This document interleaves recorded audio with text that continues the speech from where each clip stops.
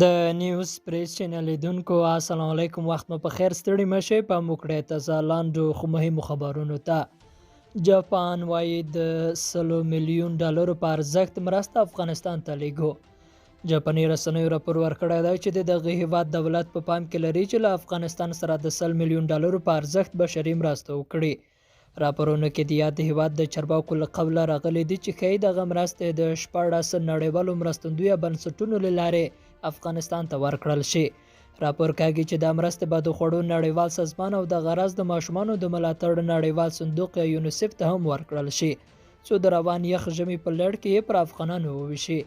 یادونه ده چې د ملګرو ملتونو تر دې خبرداري وروسته چې کله افغانستان سره مرسته ونه شي نو دغه هیواد به په بېساري بشري او اقتصادي ناورین سره مخ شي.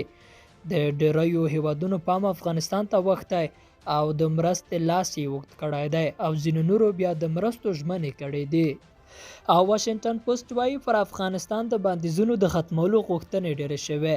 په افغانستان کې له اقتصادي ستونزو سره هممهاله پر بایډن او امریکایي حکومت د بندیزونو د لرې کولو لپاره فشارونه ډېر شوي دي. واشنګټن پوسټ ورځپاڼې په یوه تازه راپور کې ویلي چې د امریکا د کانګرس ګڼو غړو په امریکا کې د بشري حقوقو فعالو بنسټونو او ځینو اداراتو په بیلو لیکونو کې د بایډن له ادارې پر افغانستان د اقتصادي فشارونو د کمولو غوښتنه کړې ده. سرچینه وایي پر بایډن فشارونه ډېر شوي او ښایي دې ته اړ کړل شي چې د افغانستان کنګل شوې شتمني ازاده کړي او یا هم پرې بدیلو لارو چارو فکر وکړي.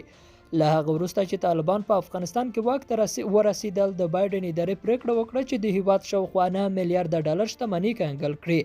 د مسئلې د افغانستان په اقتصادي چاپیریال کې په بې باوري رامنځته کړه چې نه یوازې د پانګو د تښتې سبب شوه بلکې په هیواد کې اقتصادي وضعیت ناوړه کړی دی.